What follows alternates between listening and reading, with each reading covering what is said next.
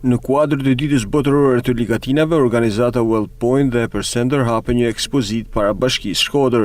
Kjo ekspozit kishte si qëllim dhe promovoi dhe të ndërgjegjësoj mbi rëndësinë e ruajtjes së biodiversitetit të dy ligatinave të mbrojtura, liçeni i Shkodrës dhe Lumi Buna. Sot data 2 shkurt shënon jo vetëm ditën botërore të ligatinave, por dhe 20 vjetorin e shpalljes zonë Ramsar, liçenit Shkodrës dhe Lumit Buna, si ekosisteme ligatinore të rëndësishme, jo vetëm në nivel kombëtar, por dhe në nivel ndërkombëtar.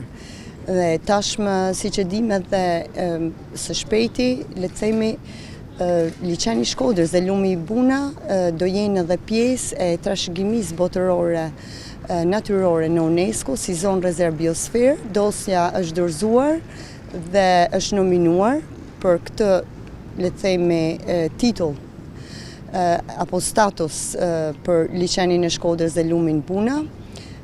Kjo ditë është e rëndësishme jo vetëm si një, le të themi, ditë mjedisore, por është edhe një ditë për të ndërgjegjësuar publikun, për të rritur vëmendjen dhe një thirrje për institucionet për ruajtjen, mbrojtjen e natyrës, biodiversitetit.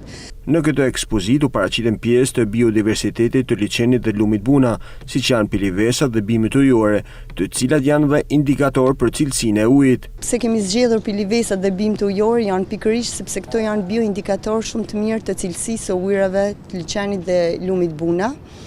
Dhe nga prezenca atyre varet dhe ekzistenca llojeve të tjera të biodiversitetit. Në bazë të studimeve të fundit, ambientalistët bëjnë ditur se situata në liçenin e Shkodrës është e mirë, ndërsa probleme shfaqen në Lumin Buna për shkak të ndotjes nga shkarkimi i ujërave të zeza, si dhe mbetërinat që vijnë nga prurjet e Lumit Drin.